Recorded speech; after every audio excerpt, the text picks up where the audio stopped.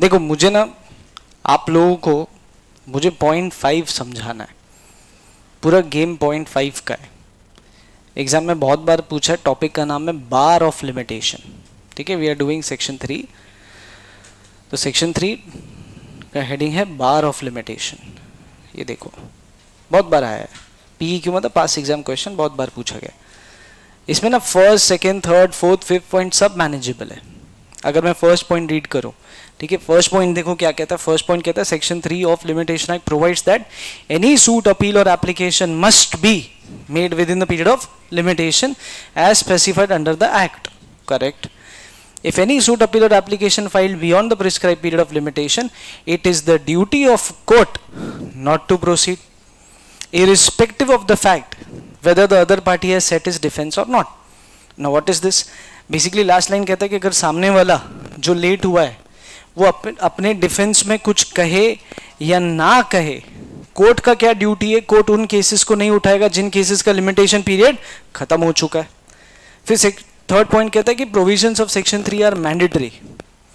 ठीक है, ठीक है, since the provisions of section 3 are mandatory they are need to be complied.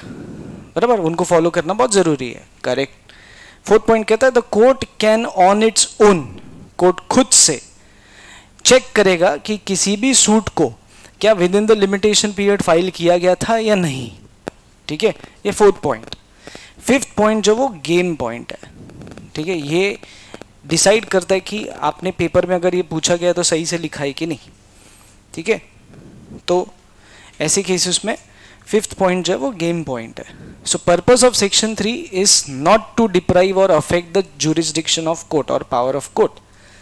Therefore if a court has decided any suit after the expiry of limitation period, it is not invalid.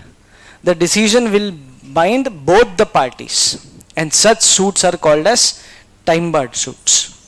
आप लोगों में से कोई try करेगा क्या fifth point समझाने का, कि फिफ्थ पॉइंट क्या कहता है?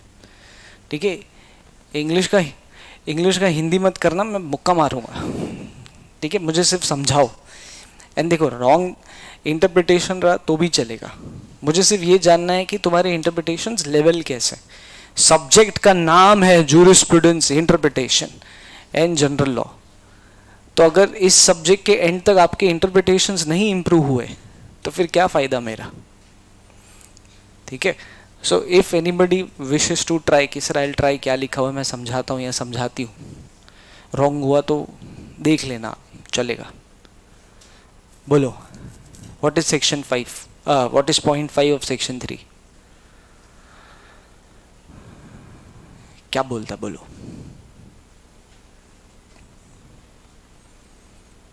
क्योंकि अगर आप पॉइंट 5 पढ़ोगे ना सेक्शन 3 का, तो जो भी कुछ अभी तक हम लोगों ने पढ़ा सब कॉन्ट्राडिक्ट कर रहा है। मैंने आपको कहा कि कोर्ट लिमिटेशन पीरियड के बाहर नहीं जाएगा, यहाँ लिखा हुआ जा सकता है।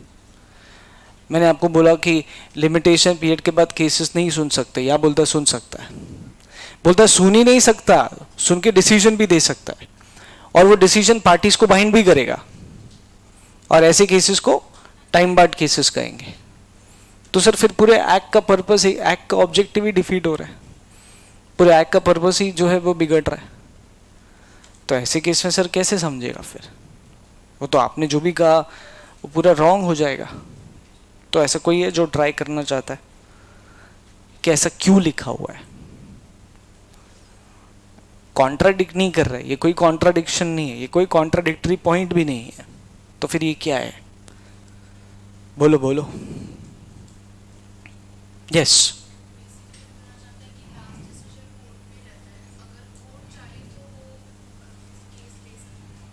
कोर्ट चाहे तो केस ले सकता है।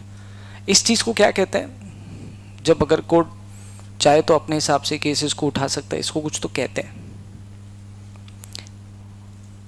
बट अगर कोर्ट चाहे तो केसेस उठा सकता है तो फिर लॉ क्यों बनाया?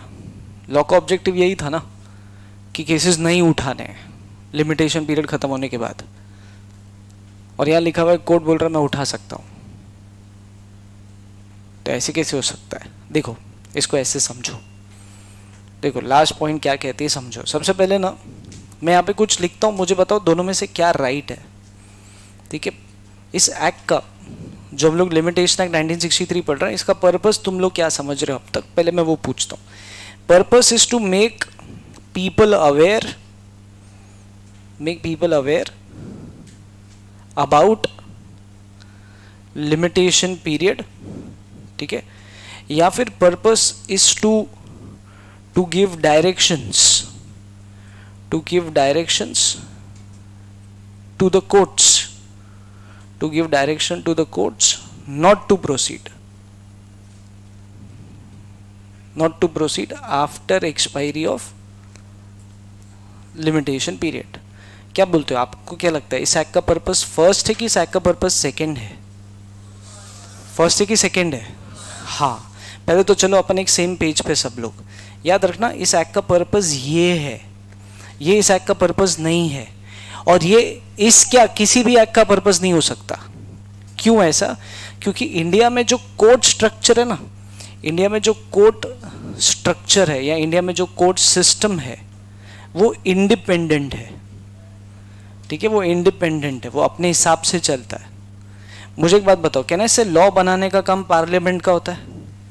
तो हम लोग अगर 5th पॉइंट का मतलब निकाले तो 5th पॉइंट के हिसाब से ये तो ऐसा हो गया कि पार्लियामेंट ने एक लॉ बनाया जिसका नाम रखा लिमिटेशन एक्ट 1963। वो लॉ बना के पार्लियामेंट कोर्ट को कह रहा है कि लिमिटेशन पीरियड के बाद केस नहीं उठाने का, केस नहीं लेने का, ठीक है। अगर हम लोग ऐसा मतलब निकाल रहे हैं कि समझो लॉ का मतलब अगर ऐसा है कि लिमिटेशन पीरियड के बाद केस नहीं लेने का, तो कहने से फिर कोर्ट इंडिपेंडेंट कैसे हुआ? कोर्ट तो डिपेंडेंट हुआ ना पार्लियामेंट पे। तो एक चीज तो कंफर्म है कि ये लॉ का पर्पस नहीं है, ठीक है। इंडिया के जो कोर्ट स्ट्रक्चर है ना, इनके पास एक पावर है। इंडिया का जो कोर्ट स्ट्रक्चर है, सब कोर्ट के पास, लोअर कोर्ट से लेके हायर कोर्ट तक सब कोर्ट के पास एक पावर है। क्या पावर है? ध्यान से सुनना। कोर्ट के उस पावर को ना डिस्क्रिशन कहते हैं, ठीक है, डिस्क्रिशनरी पावर। अब डिस्क्रिशन पावर कहो, इनहेरिएंट पावर कहो, एक ही बात है। कोर्ट के पास एक पावर है, इनहेरिएंट पावर है, डिस्क्रिशन पावर है। अब इस पावर का मतलब क्या है? तो इस पावर का मतलब ये कि कोर्ट को जो सही लगा कोर्ट वो करेगा, ठीक है, कोर्ट को जो सही लगा, ठीक है, what ever court finds fit वो कोर्ट करेगा। इसका बेसिक मतलब ये है। इसीलिए लास्ट पॉइंट में भी ये लिखा हुआ है। क्या लिखा हुआ लास्ट पॉइंट में? कि इस एक्ट का पर्पस कोर्ट के पावर को अफेक्ट नहीं करना है, कोर्ट के पावर को छीनना नहीं है। The purpose of section 3 is not to affect the power of court, and therefore if any court feels that a particular case has to be decided even after the expiry of limitation period, can court do so? Yes. क्या ऐसे cases को invalid माना जाएगा? नहीं। In fact अगर court किसी case को limitation period के बाद सुनना चाहता है तो क्या दिए हुए डिसीजन पार्टीज पे बाइंड भी करेंगे? हाँ। फर्क सिर्फ इतना है कि ऐसे केसेस को क्या कहा जाएगा? ऐसे केसेस को टाइम बार्ड केसेस कहा जाएगा, राइट। तो जो हम लोग लॉ पढ़ रहे हैं लिमिटेशन एक्ट पॉइंट नंबर 5 में क्लैरिटी दे रहा है। लिमिटेशन एक्ट 1963 सेक्शन 3 के पॉइंट 5 में क्लैरिटी दी जा रही है। क्या क्लैरिटी दी जा रही है? कि भाई लॉ कोर्ट के डिस्क्रिशनरी पावर को नहीं छीन रहा है, ये अनअफेक्टेड है। किसी को ये नहीं समझ में आना चाहिए कि लॉ बनाने का ऑब्जेक्टिव कोर्ट के पावर को छीनना था, वो अनअफेक्टेड है। इस वजह से देयरफॉर अगर कोर्ट किसी केस को उठाना चाहे, किसी केस को एंटरटेन करना चाहे after expiry of limitation period, after expiry of limitation period, can court do so? अरे हाँ कि नहीं? तो आंसर इज यस। तो ऐसे केसेस में यस। हाँ, फर्क सिर्फ इतना है कि ऐसे केसेस क्या माने जाएंगे? तो ऐसे केसेस टाइम बार्ड सूट्स या टाइम बार्ड केसेस माने जाएंगे। समझा? क्लियर हुआ? अरे हाँ कि नहीं? Did you all understand 5th point? तो 5th point is not contradiction and nor it is exception. 5th point is a situation. अब हम लोग ने पढ़ा कि कोर्ट लिमिटेशन पीरियड के बाद केसेस उठा सकता है। अब रियलिटी की बात करते हैं। लॉ कहता है उठा सकता है, रियलिटी में कोर्ट लिमिटेशन पीरियड के बाद केसेस उठाते नहीं। देखो, जो कोर्ट में जज बैठा है वो उसकी जॉब है, ठीक है, वो उसके घर का कोर्ट नहीं है कि फादर पहले चलाते थे अभी बेटा चला रहा है तो अपने हिसाब से होगा सब। वो उसकी जॉब है। तो वो लिमिटेशन एक्ट को रिस्पेक्ट देता है कि हाँ भाई नहीं, लॉ लिखा है, लॉ बना है, लॉ में लिखा है 3 साल में कोर्ट में आना चाहिए, ये 3 साल में नहीं आया तो नहीं सुनता कोर्ट भी।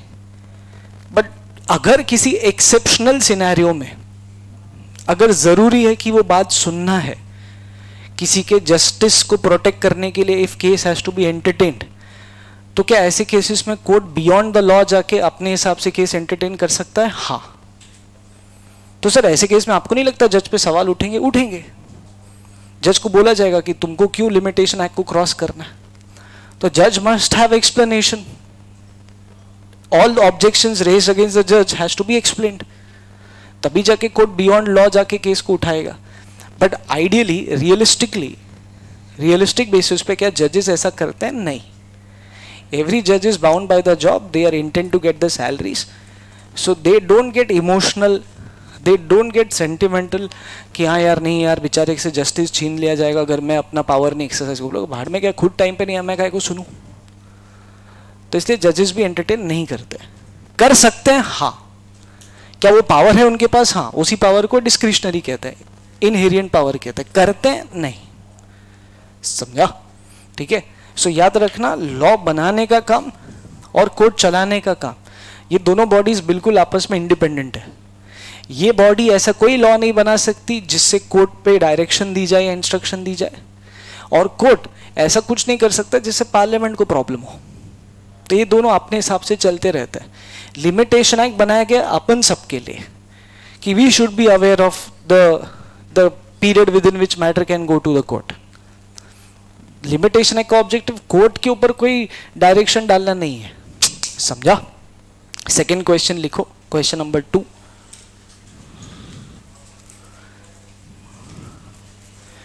क्वेश्चन नंबर 2 लिखो।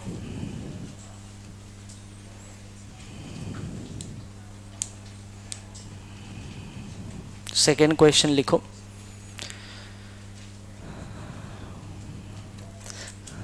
The effect of section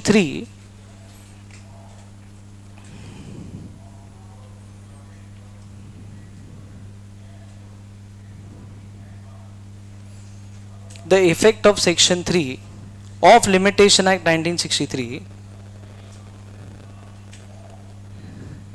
effect of section 3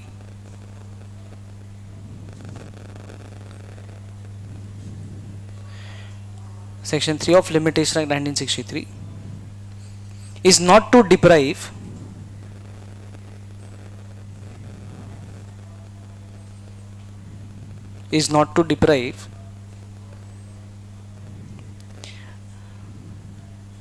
the jurisdiction of the court. Not to deprive the jurisdiction of the court.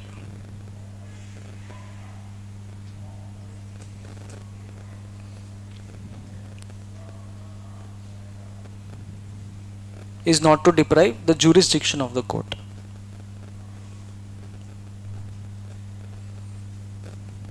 Full stop. Discuss in brief.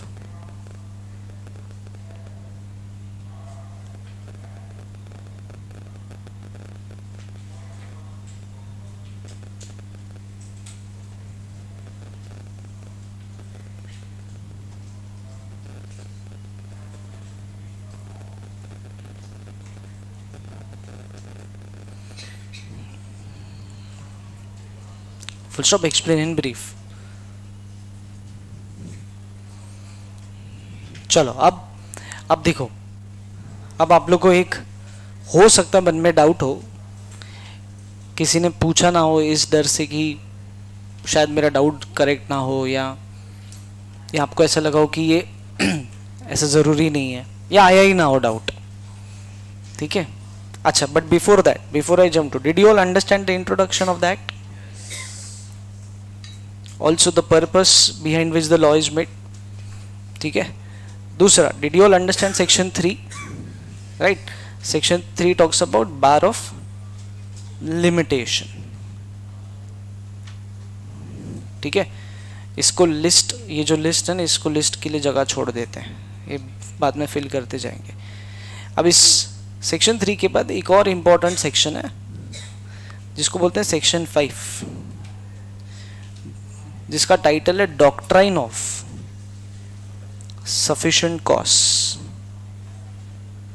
अब ये क्या है सर, ये समझो, ये एग्जाम में आया था, कौन से वाले, जून 25 में, अभी जो रिसेंट अटेम्प्ट हुआ उसमें पूछा गया था, ठीक है ना। व्हाट इज सेक्शन 5, ये समझो। लास्ट में हम लोग ये चैप्टर का LMR बन जाएगा, ठीक है, इसको ऐसे का ऐसे ही रख देते हैं, ठीक है।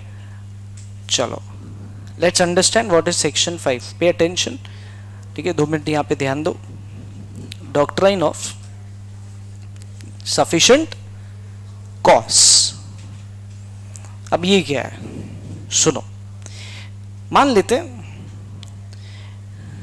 कि जो नील है इसको ना अपील करना था, ठीक है, कोर्ट में, किसी केस में हायर कोर्ट में अपील करना था, ठीक है, उसको मैटर कोर्ट ले जाना था। बट प्रॉब्लम क्या है, प्रॉब्लम क्या है, ये लेट हो गया, ठीक है, डिलेड इन फाइलिंग अपील, ठीक है। नील खुद कह रहा है कि भाई मुझसे अपील फाइल करने में लेट हो गया, ठीक है, उदास भी हो, ऐसा भी नहीं कि नाराज, उदास भी है, ठीक है, उस बात पे वो शर्मिंदा भी है। तो ऐसे केसेस में नील क्या कर रहा है, ये लेट जो हुआ ना उसका रीजन दे रहा है, उसका कॉज बता रहा है कोर्ट को, ठीक है, reason slash cause for delay, क्यों लेट हुआ ये भी बता रहा है वो, ठीक है, ऐसा क्यों हुआ उसके साथ ये भी कोर्ट को वो बता रहा है। तो ऐसे केस में सर कोर्ट क्या रीजन सुनेगा? हाँ, अगर लेट होने का कारण जेन्युइन है, सफिशिएंट है, तो कोर्ट ऐसे केसेस में रीजन तो सुनेगा। बट सर फिर कोर्ट रीजन सुन के करेगा क्या? ध्यान से सुनो, ठीक है। If court finds that the cause for delay is sufficient, then court may, ध्यान से सुनना, then court may provide what? Extension period, ठीक है। ऐसे केसेस में कोर्ट में प्रोवाइड एक्सटेंशन पीरियड, ठीक है, किसको? नील को, किस चीज का? अपील करने का। बट कब? जब कोर्ट को ऐसा लगा कि दिया गया रीजन जो है सफिशिएंट है, ठीक है। तो मतलब सर कौन से रीजन को सफिशिएंट मानेंगे, कौन से रीजन को सफिशिएंट नहीं मानेंगे, ये सब सेक्शन 5 में पढ़ने वाले हैं। हाँ देखो, सेक्शन 5 पहली चीज, ये तो सेक्शन 5 का एक छोटा सा एग्जाम्पल था। पहली चीज याद रखना, the term sufficient cause is not defined, ठीक है, इज नॉट डिफाइंड। मतलब क्या सर? मतलब ऐसे कोई 4 फैक्टर्स नहीं है, 1 2 3 4, ऐसे 4 कंडीशंस नहीं है कि भाई 4 कंडीशंस पूरी की तो फिर उस कॉज को सफिशिएंट कहेंगे, ऐसा कुछ है ही नहीं। तो सर अगर डिफाइन नहीं हुआ तो पता कैसे चलेगा? कोर्ट डिसाइड करेगा। तो if there is no definition then who will decide? Court will decide, court will decide. अच्छा, on what basis? Okay, on the basis of individualistic test, ठीक है, इस बेसिस पे। ना for your information, what is individualistic test? Individualistic test का मतलब होता है each case of sufficient cause will be heard on individual basis, on individual basis. मतलब 2 cases will be treated separately। 2 cases को सिमिलर ट्रीट नहीं किया जाएगा। Like for example समझो, आज से 3 महीने पहले अभिषेक भी अपील फाइल करने में लेट हुआ था, तो क्या अभिषेक का रीजन और नील का रीजन कॉमन समझ के ऐसा इग्नोर कर सकते हैं? नहीं, अभिषेक के रीजन को एक सेपरेट केस माना जाएगा, नील के रीजन को सेपरेट केस माना जाएगा, because every case for sufficient cause will be treated on what basis? Will be treated on individual basis, and who will treat this? Court will treat this, ठीक है। सो पहले तो टर्म sufficient cause नहीं दिया हुआ है, कोर्ट डिसाइड करेगा किस बेसिस पे डिसाइड करेगा, क्या टेस्ट है? इंडिविजुअलिस्टिक टेस्ट, ठीक है। अच्छा, चौथा, तो सर मतलब टेक्निकली यही हुआ ना कि it is discretionary of court ठीक है, it is discretionary of court to provide extension period after hearing sufficient cause. अरे हाँ कि नहीं, ये तो कोर्ट का डिस्क्रिशन है। ठीक है, डिस्क्रिशन मतलब कोर्ट का पावर है कि भाई सफिशिएंट कॉज सुनने के बाद एक्सटेंशन पीरियड देना है कि नहीं देना है, ये कोर्ट डिसाइड करेगा, राइट। अच्छा, ये जो सेक्शन 5 है ना, सेक्शन 5 का एप्लीकेबिलिटी भी एक बार सुन ही लो, क्योंकि जो सेक्शन 5 हम लोग पढ़ रहे हैं ना, ये सब पॉइंट्स जो मैं लिख रहा हूँ ये एग्जाम में आंसर के फॉर्म में लिखनी पड़ेंगी आपको। तो सेक्शन 5 की एप्लीकेबिलिटी भी सुन लो। सेक्शन 5 दो केसेस में एप्लीकेबल होता है एंड सेक्शन 5 दो केसेस में नॉट एप्लीकेबल होता है। अब एक बहुत इंपॉर्टेंट क्वेश्चन पूछने वाला हूँ सबसे, तो इसका ध्यान से जवाब देना। जिन दो केसेस पे सेक्शन 5 एप्लीकेबल होता है वो है अपील एंड एप्लीकेशन, और जिन दो केसेस पे सेक्शन 5 नहीं अप्लाई होता है वो है suit and application made under order 21 of civil procedure code 1908। इसको बोलते हैं application for execution of decree.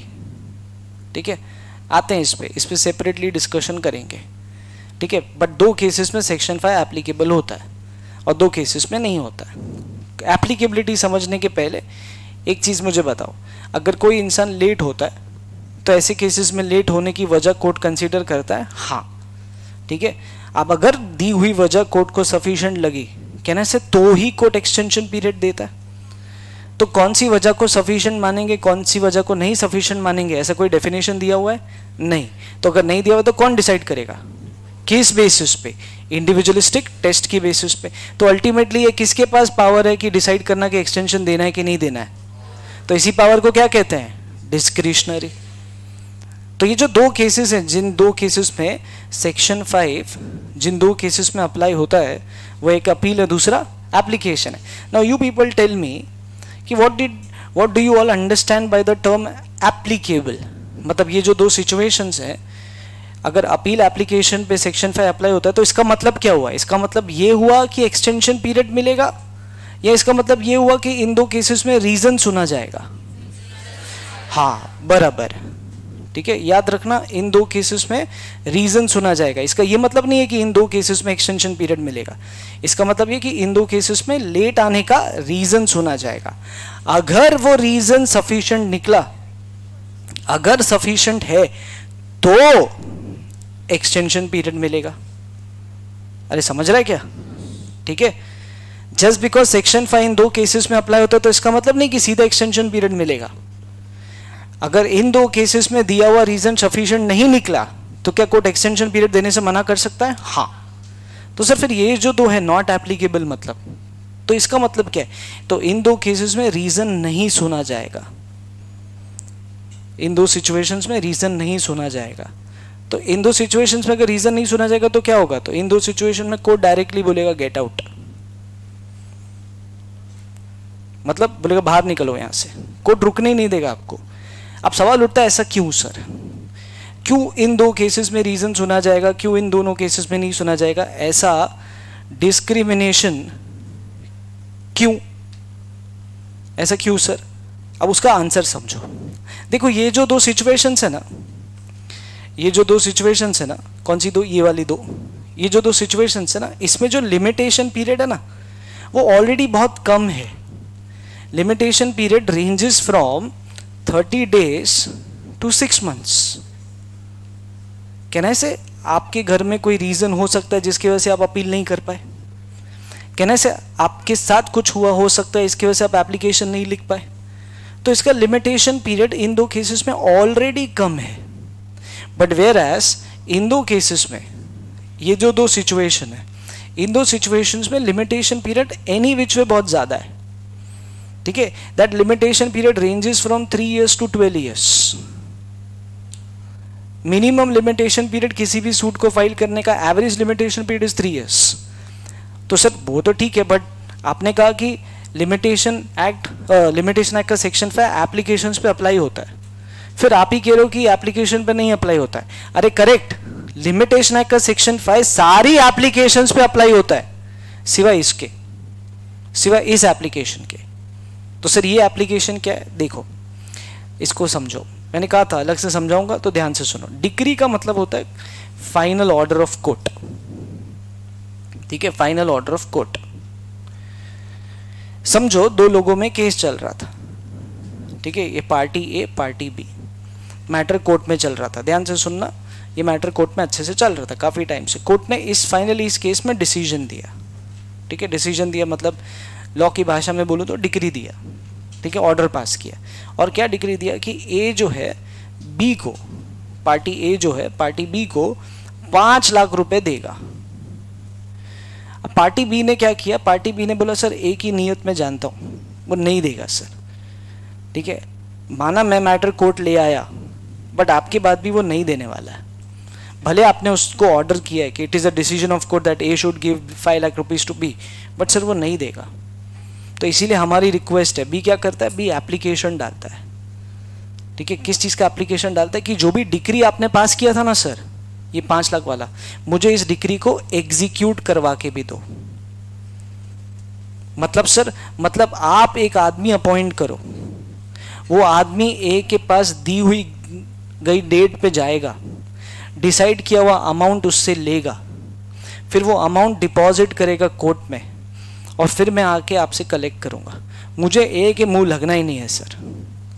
हाँ, अगर आपका ये सब करने का कोई खर्चा है, कोई एक्सपेंसेस है, मैं पे कर दूंगा। बी बोल रहा है कोर्ट को मैं पे कर दूंगा, पर जो भी आपने ये 5 लाख रुपए का फाइनल ऑर्डर दिया है, मैं चाहता हूं ये फाइनल ऑर्डर आप क्या करो, एग्जीक्यूट करवा के दो।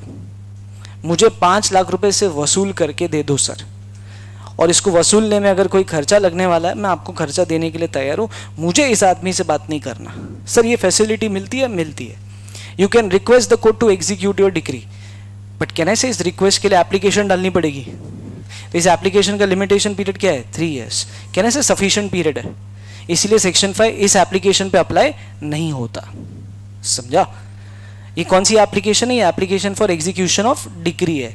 तो ये कहाँ फाइल करते हैं, ये हम लोग फाइल करते हैं सीपीसी के अंदर। सीपीसी क्या एक लॉ है, सीपीसी के कौन से प्रोविजन के अंदर, ऑर्डर 21 के अंदर, ऑर्डर 21 के अंदर फाइल करते हैं। तो सारे एप्लीकेशंस पे सेक्शन 5 अप्लाई होता है सिवाय इस एप्लीकेशन के। अच्छा, क्यों सिवाय इस एप्लीकेशन के, बिकॉज इसका ऑलरेडी लिमिटेशन पीरियड बहुत ज्यादा है। तो कहना इसे, जिसमें लिमिटेशन पीरियड ऑलरेडी 3 साल का है, तो लेट आने का कोई रीजन ही नहीं बनता। अरे माना अभी आप लोग के दिमाग में एक डाउट होगा कि सर एक इंसान ना सर कोमा में चला गया था, कोमा में, तो वो 3 साल ना कोमा में था सर, तो उस बेचारे का ना लिमिटेशन पीरियड खत्म हो गया, वो बेचारा ना सर सूट फाइल नहीं कर पाया। तो आपके हिसाब से क्या कोमा सफिशिएंट नहीं है क्या? सच्ची बताना, किसको ये डाउट आया था, सच्ची सच्ची बताओ, नाटक मत करो। तुमको ये डाउट आया था, ठीक है, अभी तुम हाथ नहीं उठा रहे कि तुमको शर्मिंदगी हो रही है, बहुत ऐसा एम्बैरेस हो जाएगा अगर मैं बोलूंगा ये मेरे मन में आया था। देखो पास्ट में ना ये सब डाउट्स मैंने एंटरटेन किए, ठीक है, वो उनको ऐसा लगता है इसको रुका भी फंसाता हूं मैं। ये क्या बोला, लिमिटेशन पीरियड 3 साल से 3 to 12 years है, रेंज बहुत बड़ा है, तो कोई ऐसे केसेस में लिमिटेशन पीरियड शायद 3 साल तक ना भी केस करे। क्यों? क्योंकि कोमा में हो सकता है।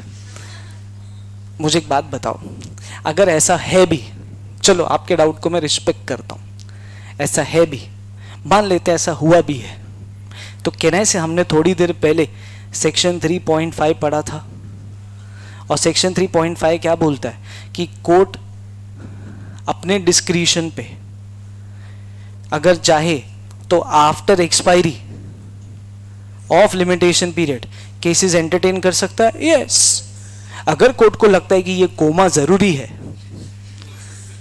इस केस को सुनना बहुत जरूरी है in the interest of justice, क्या कोर्ट ले सकता है? हाँ, किसने मना कर रखा है? बट ये बहुत ही ज्यादा एक्सेप्शनल सिनेरियो हो गया, ठीक है। मैं अगर जनरल केस में बोलूं, ठीक है, अगर मैं जनरल सिचुएशन समझाऊं, imagine a situation, a person is having having 3 years to file a suit, ठीक है, but he did not file suit within 3 years, और बाद में 3 साल के बाद कोर्ट में जाके बोलता है सर मेरे को पता ही नहीं था कि मेरे पास 3 साल है। चलेगा क्या ऐसा? याद रखना, ignorance of law is no excuse. तेरे को पता नहीं था, ये तेरा गलती है, इसमें कोर्ट का गलती नहीं है। सो ऐसे केसेस में ये सब कंसिडर ही नहीं किया जाएगा। इस वजह से अगर आप सूट फाइल करने में लेट हो जाते हो तो क्या आपका रीजन सुना जाएगा? क्या नहीं सुना जाएगा। तुमको पता है एक केस में, ये सेक्शन 5 का हम लोगों ने ऊपर 5 पॉइंट्स लिखी थी ना, हाँ, ये 6th पॉइंट है सेक्शन 5 का, बहुत इंपॉर्टेंट पॉइंट है। केस है जिसका नाम है रामलाल वर्सेस रेवा कोलफील्ड्स। ये केस है, इस केस में रेवा कोलफील्ड्स लिमिटेड, इस केस में सुप्रीम कोर्ट क्या कहता है? देखो, सुप्रीम कोर्ट कहता है कि if applicant requesting extension period could not justify delay even for one single day, it will be considered that applicant did not have sufficient costs। मतलब क्या है सर इसका? अगर मान लो आपको अपील करनी थी 30 दिन में, से फॉर एग्जांपल जो नील का एग्जांपल लिया था, मैं कंटिन्यू करता हूँ। नील को अपील करनी थी 30 दिन में, नील कोर्ट में गया 35th डे पे, तो आइडियली कहना है सही is late for 5 days, 5 days का डिले हुआ है। तो क्या नील से पांचों के पांचों दिन जो ये लेट हुआ है, सारे दिन का जवाब पूछा जाएगा? हाँ, हर दिन का एक्सप्लेनेशन मांगा जाएगा। अगर कोर्ट को लगता है कि पहले 4 दिन का रीजन बराबर है पर चौथे 5वें दिन का रीजन जस्टिफाइड नहीं है, तो क्या ये माना जाएगा कि Neel did not have sufficient cause? Yes, court बोलता है सफिशिएंट कॉज वाले एलिमेंट को सीरियसली लिया जाएगा। अगर आप फालतू रीजन आके दोगे तो ऐसे केसेस में वो रीज़न एक्सेप्ट नहीं होगा।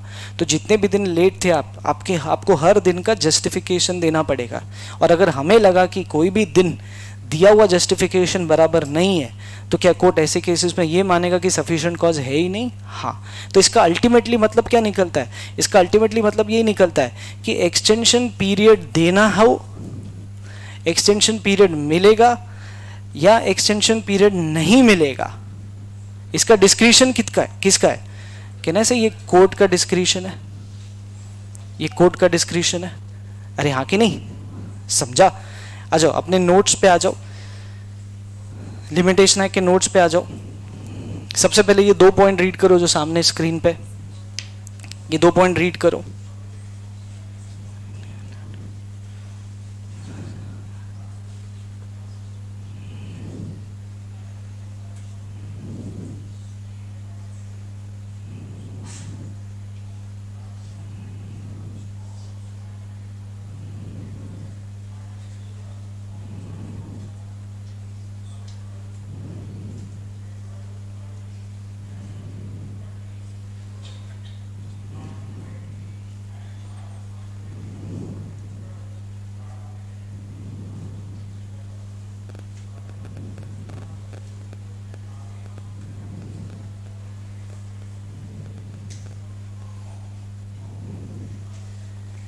समझा? दोनों पॉइंट समझा? ऊपर करूं? चलो 3rd 4th रीड करो। फर्स्ट 2 के बाद 3rd 4th पॉइंट रीड करो। 3rd 4th पॉइंट रीड करो। 3rd 4th पॉइंट रीड करो। क्या कहता है 3rd point? Section 5 is applicable upon appeals and applications but not applicable upon suit and application made under order 21 of civil procedure code 1908। उसी application का नाम क्या? Application for execution of decree. ठीक है। 4th पॉइंट क्या कहता है? The reason for non applicability of section 5 upon suit is that the period of limitation in case of suit ranges from 3 years to 12 years, where in case of appeal and application it ranges from 30 days to 6 months। फिर हम लोग ने case पढ़ा जिसका नाम क्या है? Ramlal versus रेवा coalfields. कहता है court held that Once the period of limitation expires, then the party has to explain the delay made thereafter for each single day. And if he is unable to explain the delay even for a single day, it would be deemed that the party did not have sufficient cause. बराबर? अगर आप एक दिन भी late होते और उसका वजह आपके पास नहीं है तो ये माना जाएगा कि आपके पास वजह था ही नहीं. और लास्ट पॉइंट क्या कहता है कि it is a decision of court. आप डिसीजन को डिस्क्रिशन को एक ही बात है, ठीक है. It is decision of court to extend और not to extend the period of limitation even after the sufficient cause has been shown and other conditions are fulfilled. समझा? पक्का? लिखो क्वेश्चन नंबर 3 लिखो.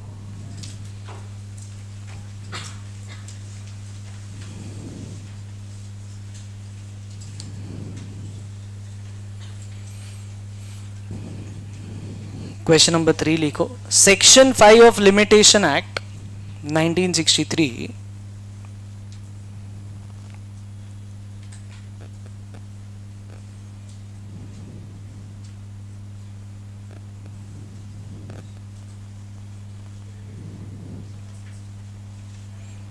Section 5 of Limitation Act 1963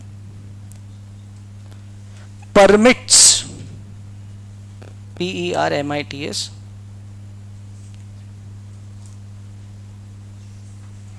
permits the extension of prescribed period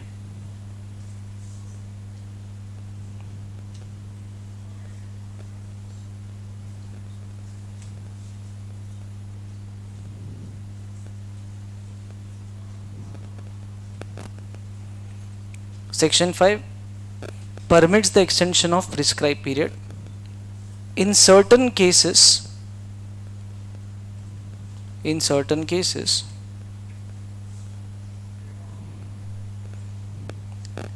if sufficient cause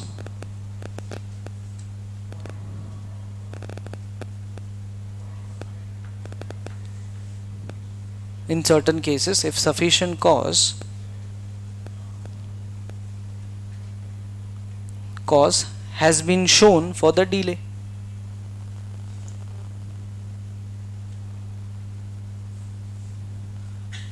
Sufficient cause has been shown for the delay. Full stop. Discuss with relevant case.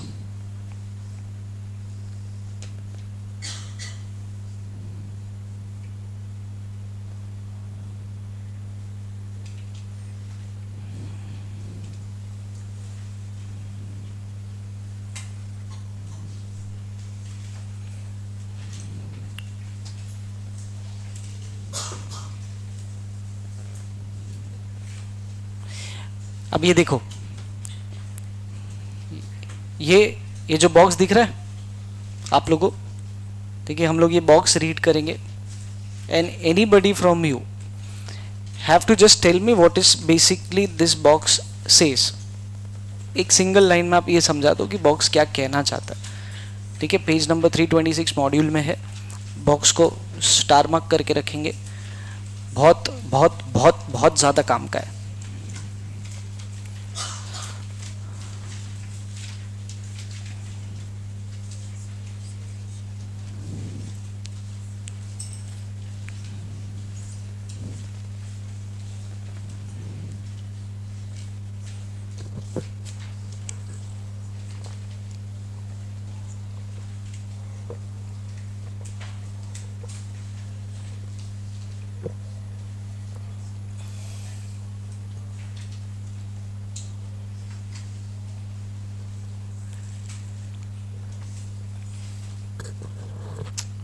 बोलो कौन समझा रहा है?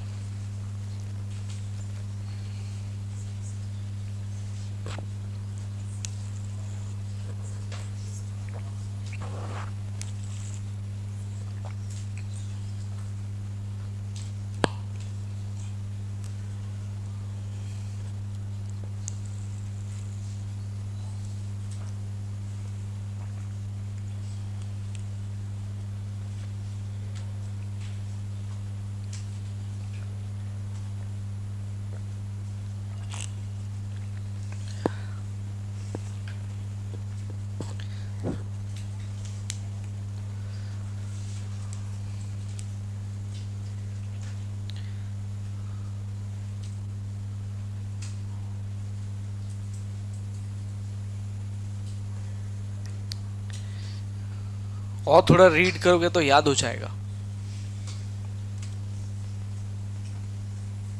नहीं समझा तुम लोगों? समझा कि नहीं समझा? यस बोलो।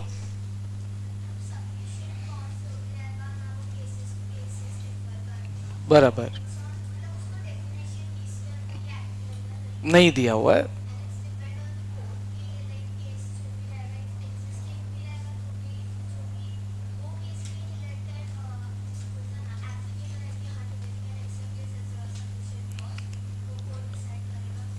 मतलब a case related to sufficient cause in hand will not be compared with the case which was previously decided. हाँ मतलब if there are two cases related to sufficient cause where party applying for extension will be treated separately. ठीक है, देखो यहाँ पे लिखा हुआ है, ठीक है, no two cases can be treated same, है ना। अच्छा नीचे वाला रीड करो, ये रामेगौड़ा मेजर वर्सेस, ये वाला रीड करो, ये क्या कह रहा है।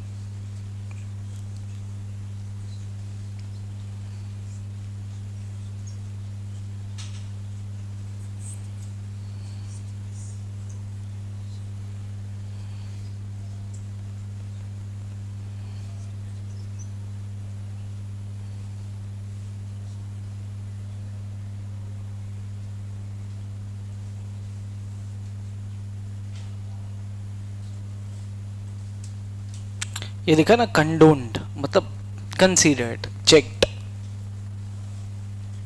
एक्सेप्टेड, ऐसा। हाँ ये समझाओ ये क्या कह रहा है, इसमें क्या लिखा हुआ है। देखो जब तक हम ऐसा इंटरैक्शन नहीं करेंगे ना, मतलब ट्राई नहीं करेंगे कि मैं जो समझाऊं वो सही है कि नहीं, तब तक आपको हमेशा कोई ना कोई ऐसा डिपेंडेंट चाहिए रहेगा जो आपको आके कोई चीज़ समझाए। The early you understand the technique of interpretation and the early you remove the fear of whether my interpretation is correct or not, the early you will be very much familiar with the concepts and provisions of the law. जितना आप इस भरोसे बैठे रहोगे कि कोई तो आए और मुझे समझाए, तब तक आपको हमेशा कोई ना कोई हेल्प करने के लिए चाहिए रहेगा। तो इसमें करने का क्या, रीड किया, समझा, ट्राई मारने का। अब मुझे एक बात बताओ, रॉन्ग हुआ तो क्या ही होगा, ठीक है। अच्छा अगर इस पूरे क्लास में आपको ऐसा डर लग रहा है कि मेरा रॉन्ग होगा, तो वैसे भी कौन सा बाकी कोई बोल रहा है, तो आपने एटलीस्ट ट्राई तो किया। बोलो what did you understand by the second case, वो क्या कह रहा है, ट्राई मारो एक।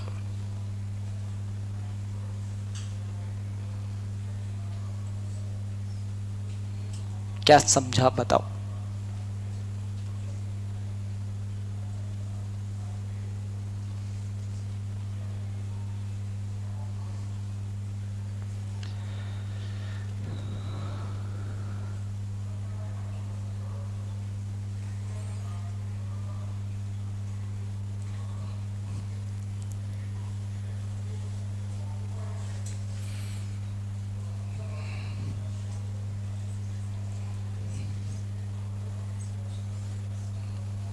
बोलो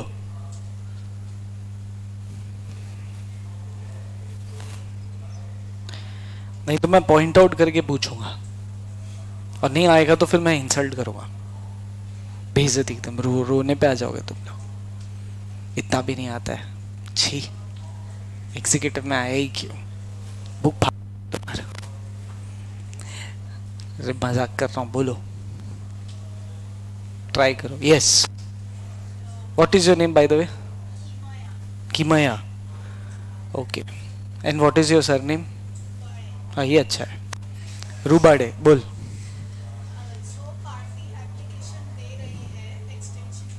ओके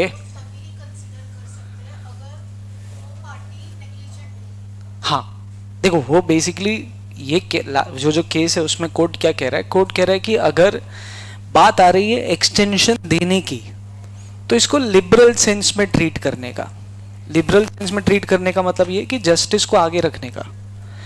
स्पेशली अपील मैटर में देखो लिखा हुआ है generally delay in preferring appeals, है ना। तो कोर्ट क्या कह रहा है, कोर्ट कह रहा है कि अगर कोई अपील आपके पास आ रही है जिसमें सामने वाला लेट हुआ है तो don't be very strict, be little bit liberal, because objective is not to reject the appeal, objective is to provide justice, so every time justice will be kept ahead, ठीक है, उसको आगे रखा जाएगा। हाँ, पर एक चीज ध्यान देना कि अपील लेट फाइल करने वाले ने नेग्लिजेंस तो नहीं किया है, अनइंटेंशनल तो लेट नहीं आया है, ठीक है, उसका ऑब्जेक्टिव ही लेट आना तो नहीं था। अगर उसका ऑब्जेक्टिव लेट आना नहीं था, उससे अनइंटेंशनल नहीं हुआ है ये, मतलब उसने जो ये किया है वो इंटेंशनल नहीं है, सॉरी, और there is also not a case of negligence, and you feel that in the interest of justice वो अपील सुननी चाहिए, तो क्या कोर्ट चाहे तो सुन सकता है? हाँ, कोर्ट चाहे तो सुन सकता है। तो लास्ट में ऐसा सिंपल भाषा में 4 लाइन को अगर मैं समझाऊं तो कोर्ट कहता है कि अपन सबको कठोर नहीं होने का है।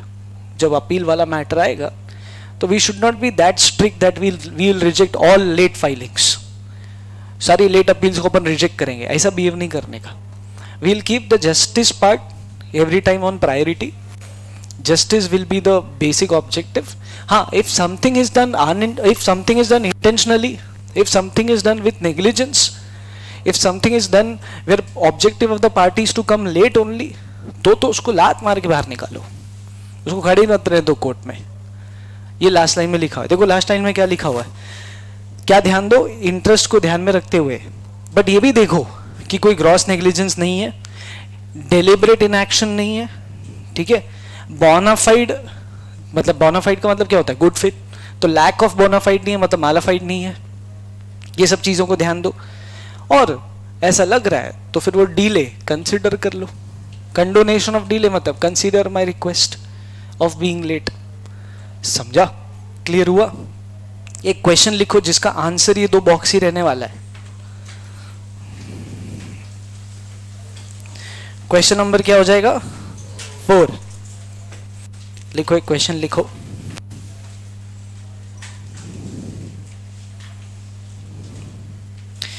Party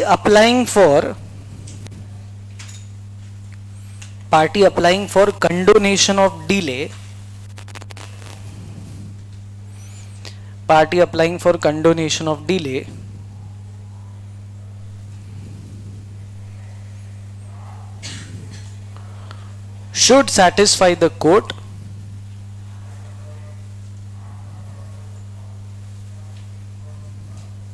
should satisfy the court for not making an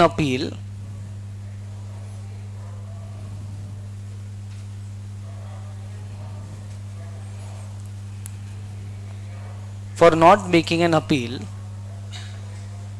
or application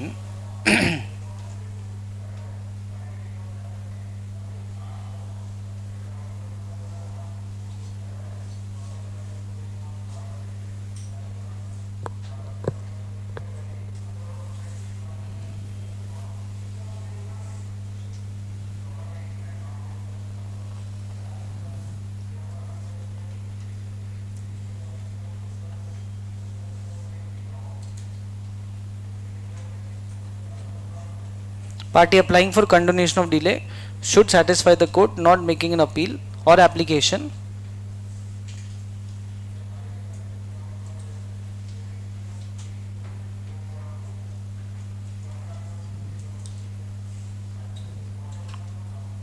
appeal और application लिखा ना, within the prescribed period for sufficient cause,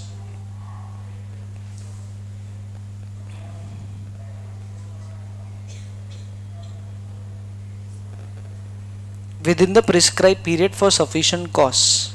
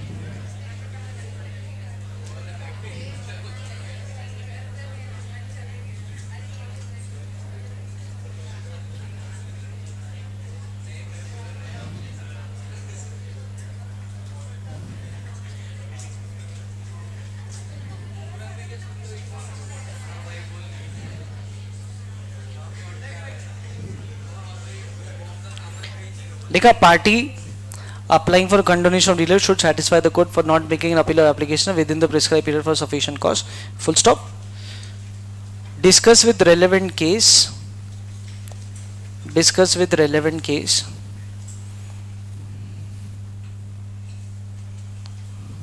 And also discuss with relevant case and also define individualistic test.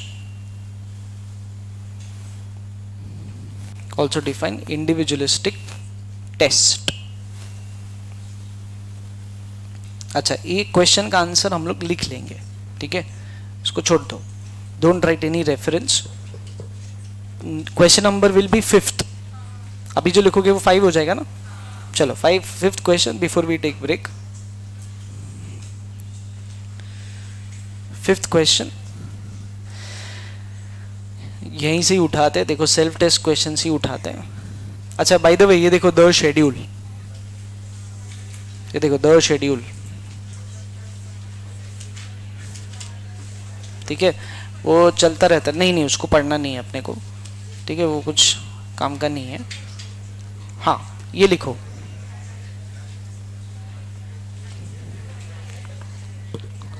ये लिखो, ये question लिख दो. Question number 5. What are the sufficient causes for extension of time period? For extension of time period under Limitation Act 1963.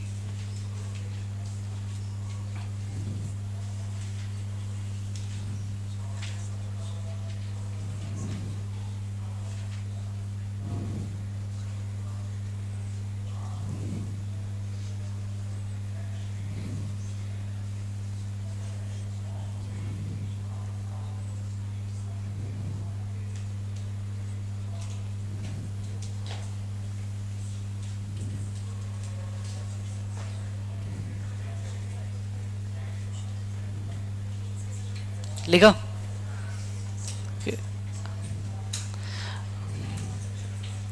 अब देखो PDF के page number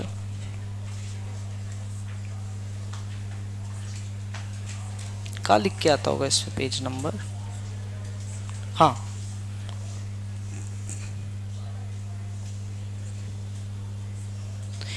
PDF के page number 3 पे आ जाओ. 3-4 देखो. बिफोर यू रीड 3-4 मुझे एक बात बताओ. हम लोग ने 2 मिनट पहले यही पढ़ा सेक्शन 5 में कि भाई अगर दिया हुआ कॉज किसी लेट आने की वजह से दिया हुआ कॉज अगर सफिशिएंट निकला तो कोर्ट एक्सटेंशन पीरियड देगा. अरे हाँ ना, ठीक है. तो मुझे आप लोग अपना बेस्ट दो और बेस्ट देके समझाओ कि कौन से कॉजेस अब तक रियल लाइफ में, रियलिटी में, कोर्ट में कौन से कॉजेस को सफिशिएंट कंसीडर किया होगा. ठीक है, सफिशिएंट कंसीडर किया होगा, बताओ. यस अपने हिसाब से समझो कि क्या रीजन लेट होने की वजह से सफिशिएंट माना जा सकता है. बोलो. हाँ क्या बोला आपने? नहीं मुझे सुना ही नहीं दिया तभी पूछ रहा हूं. किसी ने यहां से तो कुछ बोला, इधर से बोला ना किसी ने कुछ तो. अरे यहां से आवाज आया ना यार कुछ तो. मेडिकल रीजन कौन था वो? तो साले हंस क्यों रहा है? बराबर तो बोल रहा है. तो गधा है क्या? Guard of medical reason. बढ़िया. क्या नाम है तेरा? पीयूष का. ऐसा हुआ कि कोई मेडिकल रीजन की वजह से घर में किसी ने कंप्लेंट लेट फाइल किया तो इसलिए बराबर है. ठीक है. अगर फॉर एग्जांपल एप्लीकेशन फाइल करनी थी, अपील फाइल करनी थी, लिमिटेशन पीरियड 30 डेज था, डॉक्टर ने बोला complete bed rest for 45 days. बोला सर बट मेरे को अपील करना है. खत्म. क्या तुम बेड रेस्ट कर रहे, कोर्ट वेट कर रहा है. और क्या हो सकता है? हाँ और अच्छा इंडिया के बाहर गया है, आउटसाइड इंडिया गया, केस चल रहा है. कितना सिमिलर लग रहा है ये मेरे को। फिर पॉडकास्ट पे आया और बोला I didn't do anything. Yes, हाँ ठीक है, और बोलो।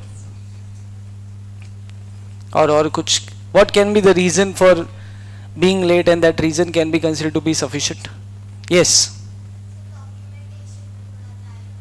बराबर। मुझे एक बात बताओ, अगर आपको अपील करनी है तो अपील करने के पहले डिसीजन का कॉपी भी तो होना चाहिए ना आपके पास।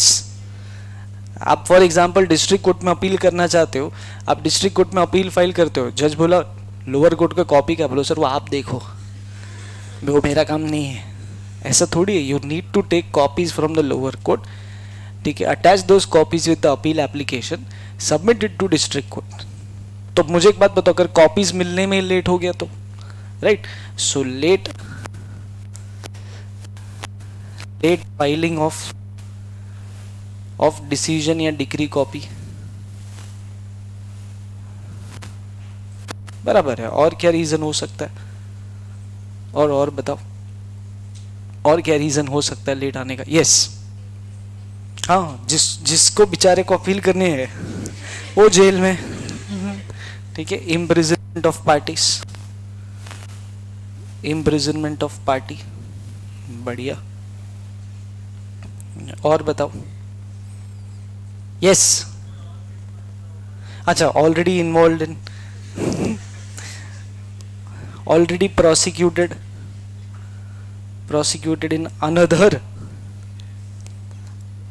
in another proceedings,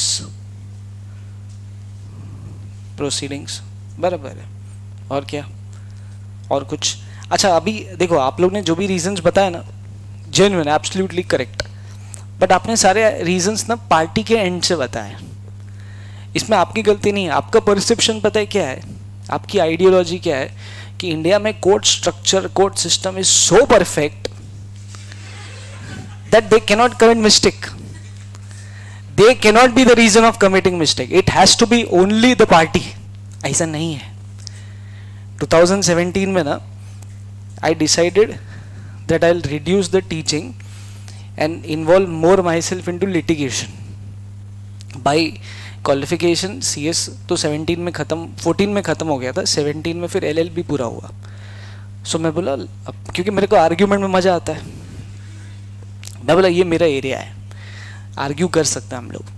तो मैं बोला अपन, और I was more influenced by court drama movies, तो मेरा ऐसा था कि नहीं, लिटिगेशन जाएंगे। और होता क्या था कि जब मैं कॉलेज में था ना, तो हमारा कॉलेज हाई कोर्ट के बाजू में था, तो मैं बहुत बार ऐसे एडवोकेट्स को, सीनियर काउंसलर्स को ऐसा हाथ में फाइल लेके हुए ऐसा भागते हुए, वो एक तो ब्लैक गाउन वो जो अपोलो का रहता है, ठीक है, क्या बोलते हैं उसको, आइडियली बोलते गाउन ही है, ठीक है, वो लेकर ऐसा घूमते रहते हैं। तो मुझे ऐसा लगता था कि दे आर एक्चुअली बिजी और they are pretending to be busy, but मैं बोला जो भी है, मेरे को भी स्टाइल मारना ही है। तो मेरा जैसे ही LLB ख़त्म हुआ, फिर मैंने बार काउंसिल का एग्ज़ाम दिया, all India bar council exam. All India bar council exam आपको प्रैक्टिस करने का लाइसेंस मिलता है, तो वो भी मुझे मिल गया। फिर मैंने पहला काम किया, वो बाई किया, वो गाउन बोरो किया, पहले बोरो किया फिर बाई किया। पहले मैंने दोस्त से लिया, फिर बाद में मैंने खरीद लिया। करना एक ही चीज़ था मेरे को, एक बार वो ऐसा चलना था हाई कोर्ट के बाहर,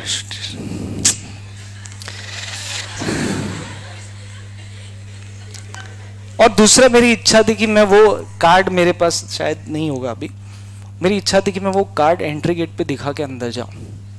ठीक है सर, ये किस तरीके की फैंटेसी है कि मैं वो कार्ड दिखा के अंदर जाऊं। तो मैं वो कार्ड दिखाया, फिर अंदर गया, कुछ काम नहीं था मेरे को, तो भी गया। अच्छा, this was the time where I was doing internship for law. तो जिनके पास मैं इंटर्नशिप करता था उनको मैंने बहुत रिक्वेस्ट किया कि sir I need some work related to litigation. उस दिन मेरे को समझा कि कोर्ट में केस आने के पहले there is lot of paper work to do, submission, ये सब चीज़ें बहुत ज़्यादा है। तो उन्होंने बोला ठीक है एक केस हमारे पास आया था, बोला इसकी आप जो है फाइलिंग करवा के आओ।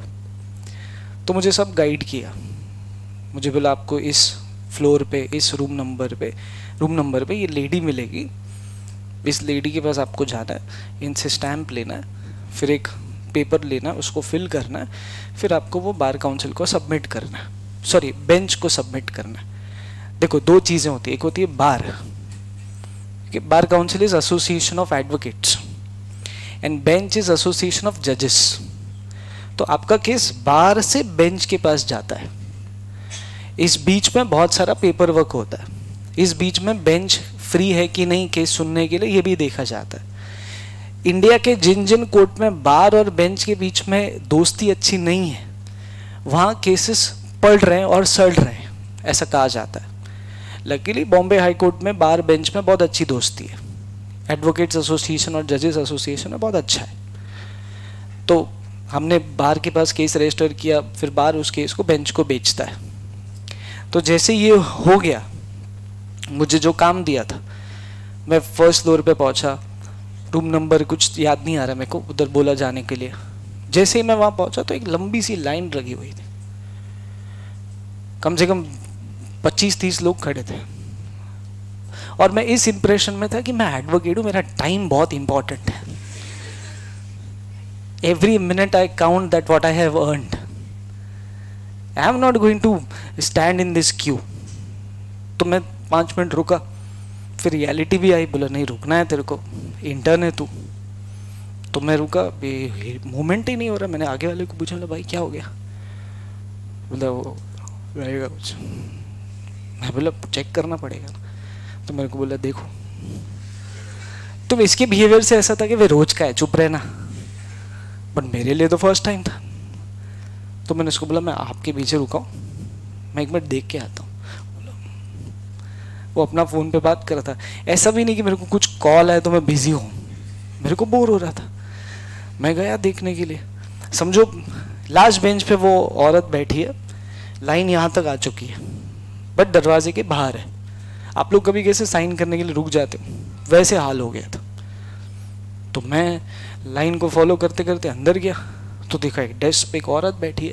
इस औरत ने एक आदमी रखा है जिसका काम है सिर्फ पेपर पलटना। ऐसा भी नहीं कि चलो कि एक हाथ नहीं है, एक हाथ है, उससे साइन कर रही है, दूसरे के लिए पेपर चाहिए, ऐसे थोड़ी कर सकते। तो उसने दोनों है कि she do not want to use this hand, God knows the reason। उसने ये ऐसा नीचे रखा हुआ है, उस पर फोन ऐसा चालू है, ये उसके हाथ में है, ठीक है। जब उसको रीड करके साइन करके उसको बोले और किसी से फोन पे वो बात कर रही। तो मेरे को ये पूरा देखकर ही दिमाग खराब हो गया। मेरे को गुस्सा आता है अगर कोई इनएफिशिएंट रहता है अपने काम को लेकर, या काम को लेकर चोरी करता है, काम चोरी जिसको बोलते हैं। तो मैं भड़क गया, मैंने ऐसा किया, क्या ही है। और ऐसे भी नहीं कि वो गुस्सा हो, उसने मेरे को बोला, उसको बोला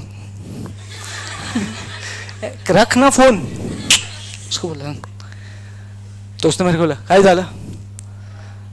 तो मेरे को उतना अच्छा थोड़ी मराठी आता है, तो मैंने उसको बोला हे काय। तो उसने मेरे को बोला काय झालं। तो मैं बोला अरे कब से लाइन खड़ा हो, सब लोग रुके, ये रुके। मेरे बाजू में जो बंदा खड़ा था लाइन में, बोला आप बोल नहीं रहे हो क्या? तो भी मेरे को देख रहा है। तो मेरे को बोलता है ये वाला लाइन में खड़े रहो। मेरा अरे लाइन में खड़े रह के करूँ कि मैडम कुछ कर ही नहीं रही है। तो मैं बोला वो मैडम रखो ना फोन, थोड़ा काम करो। तो मैडम ने ऐसा फोन नीचे किया, बोला एक मिनट बोला येला बाहर काट। वो पेन से निकल गया, मेरा हाथ पकड़ा, बोला बाहर चलो। मैं ऑफिस चले गया, मेरे को ऑफिस वालों ने बोला क्या हुआ। मैं बोला सर ऐसा बिहेवियर है। बोलते कोई बात नहीं, जेरोक्स निकालो जाओ। उस दिन मैंने डिसाइड कर दिया, मैं बोला इस वातावरण में मैं नहीं काम करूंगा। यार 21-22 साल का आप एकदम, आपके ऐसा काम करने का पागलपन है, और आप ऐसे एकदम कमजोर लोगों को देखते हो। मेरे को ऑफिस वालों ने समझाया, बोला देख ऐसे केसेस में ना सेटिंग करनी पड़ती है, झगड़ा नहीं करना पड़ता है। मतलब बट उनकी गलती है ना। फिर मेरे को मेरे सर ने बोला, अगर तेरे वजह से, इस बिहेवियर की वजह से अगर हमारा काम नहीं हुआ है, साले छोड़ेंगे नहीं, तेरे को निकाल देंगे। मैं बोला बट सर उनको भी तो कुछ बोला, उनको कुछ नहीं बोला जा सकता। मुझे एक बात बताओ, क्या लेट आने का मतलब कोर्ट के स्टाफ का बराबर काम नहीं करना, क्या ये भी तो रीजन हो सकता ना लेट होने का? कैन आई से mistake can be done by court staff also, right? अच्छा, दूसरा, इंडिया में ना दो लोग बहुत खतरनाक है, they are very dangerous to your pockets. एक डॉक्टर, दूसरा advocate. Wrong doctor, wrong advocate is very dangerous. तो जिस फर्म में मैं काम करता था, वहां की ये पॉलिसी थी कि कुछ cases are very important cases, कुछ क्लाइंट्स आर फीस क्लाइंट्स, जिनसे सिर्फ फीस आनी चाहिए, केस में दम नहीं है, बट उस केस को छोड़ नहीं सकते, नहीं तो फीस आना बंद हो जाएगा। तो कभी कभी एडवोकेट आपके केस को बेवजह खींचता है, क्योंकि उसको हर विजिटिंग फीस में से आपको फीस चाहिए रहती है। और काफी बार आपका एडवोकेट ही रीजन बन सकता है कि आपने अपील एप्लीकेशन टाइम पे फाइल ही नहीं की। इमेजिन करो आपके एडवोकेट नया है, उसको पता ही नहीं कि इसके बारे में एप्लीकेशन डाल ली हो। मेरे साथ हुआ है, मैंने कल्याण कोर्ट में एक एप्लीकेशन डाला था, स्टेशन के बाहर ही है कोर्ट, मैंने एप्लीकेशन डाला था, application rejected, limitation period over. मैं जज को बोला सर बट मैंने तो टाइम में फाइल किया। बोला टाइम में फाइल किया, इंग्लिश में वो। मैं बोला अच्छा। बोला कोर्ट का रूल है, सरकारी डॉक्यूमेंट्स मराठी लैंग्वेज में चाहिए। मैं बोला अच्छा, वो मेरे को नहीं पता, तो उसको ट्रांसलेशन करवाना पड़ेगा। तो बोला अभी करवाओ। मैं बोला बट सर मेरे को आइडिया ही नहीं था, और जो फाइल करने का टाइम है वो खत्म हो गया था। तो बोला मैं क्या करूँ, मेरा गलती है कि आपको ये बेसिक चीज़ आना चाहिए। बहुत सुना है मेरे को। फिर बाद में चेंबर में गया, मैंने हाथ जोड़ा, मतलब सर मेरा नया नया नौकरी है, मैं अभी सीख रहा हूँ ये सब, मेरे को टाइम दे दो प्लीज़, 2 दिन में मैं सबमिट करता हूँ ट्रांसलेटेड कॉपी। बोला हाँ ठीक है। हाँ, जेन्युइन मिस्टेक हुआ, you did not know the law, unintentionally आपसे हुई है तो कंसिडर होता है। बट अगर मैं जज को बोलूँ यही है, लेना है ले, नहीं तो निकल चल, इंग्लिश नहीं आता क्या रे तेरे को, तो क्या ये रीजन एक्सक्यूजेबल काउंट होगा? नहीं काउंट होगा। ये देखो, ये सारी चीजें ना यहाँ पे दी हुई है। आ जाओ पेज नंबर 3 पे आ जाओ, नोट्स में आपको ना 7 केसेस मिलेंगे, और मेरा इंटरेस्ट 7th केस को लेकर है।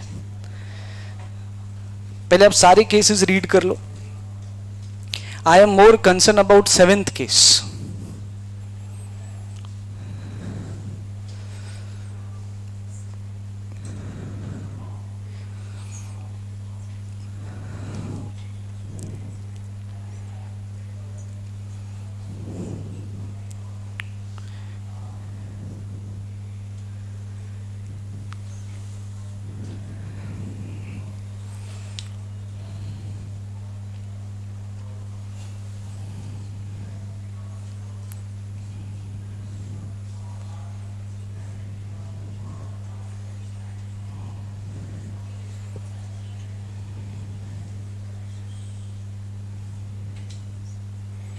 क्या रीड किया?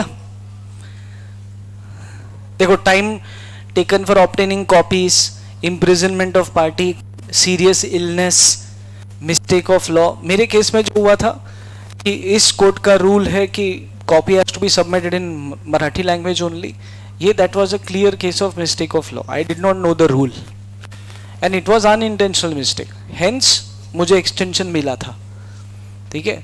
बट अगर मेरा वो मिस्टेक ऑफ लॉ, मिस्टेक नहीं इग्नोरेंस ऑफ लॉ होता, मान लो मैं पास्ट में भी उस कोर्ट में कम से कम 20-25 बार गया था, और इसके बाद अगर मैं जानबूझकर इंग्लिश कॉपी सबमिट करता हूँ, तो कहना से ये लापरवाही है, तो फिर वो शायद मुझे एक्सटेंशन नहीं भी देते। तो mistake of law is excuse, but ignorance of law is no excuse. Last point read करो। लास्ट पॉइंट बोलता है element of father during which defendant was looking after him has been considered as a sufficient cause in this case. Ailment मतलब देखभाल करना, ध्यान देना। But मेरा एक सवाल है तुम सबसे, और सही जवाब देना। अगर जवाब सही नहीं दिया ना, ये ऐसे मैं पानी फेंकूंगा, ठीक है? सही जवाब देना। मुझे एक बात बताओ, why it is element of father only, why it is not element of mother, element of wife, element of sister? बोल भाई। हाँ, कौन सा केस, क्या नाम है उसका? महेंद्र यादव वर्सेस रत्न देवी। भाई वो केस में ऐसा हुआ है, महेंद्र यादव वर्सेस रत्न देवी में पापा बीमार हुए तो मैं क्या करूं? ये इस केस की बात चल रही है, समझा? नसीब किसी ने अच्छा जवाब दिया। पास बैचेस में क्या हुआ था पता है? ठीक है, एक स्टूडेंट बोलता है बट सर फादर जो है ना वो करता होता है, फैमिली का हेड है, head of the family sir बीमार हुआ तो बहुत कंसर्न सिचुएशन, मम्मी क्या है वो हेड थोड़ी है। तो उस टाइम पे मेरे पास चाकू था, मैंने सिर्फ दिखाया उसको। अरे भाई क्या थियरी है ये हेड ऑफ फैमिली वाली? इस केस में ऐसा हुआ है, ये केस था जिसमें पापा बीमार थे। इमेजिन करो आपको एक केस स्टडी पूछा जाता है कि ऐसा बोला जाता है कि Ramesh has delayed in filing appeal because he was looking after her mother. State whether this can be considered as a sufficient cause under section 5 of Limitation Act. Discuss with relevant case. तो क्या ऐसे cases में sir हमें section 5 के साथ साथ ये वाला केस भी बताना पड़ेगा? हाँ, समझा? ये समझ रहा है पक्का? Did you all understand the introduction of law? Section 3 समझा, 5 समझा, 5 के केसेस समझे पक्का? चलो फिर मिलते हैं ब्रेक के बाद।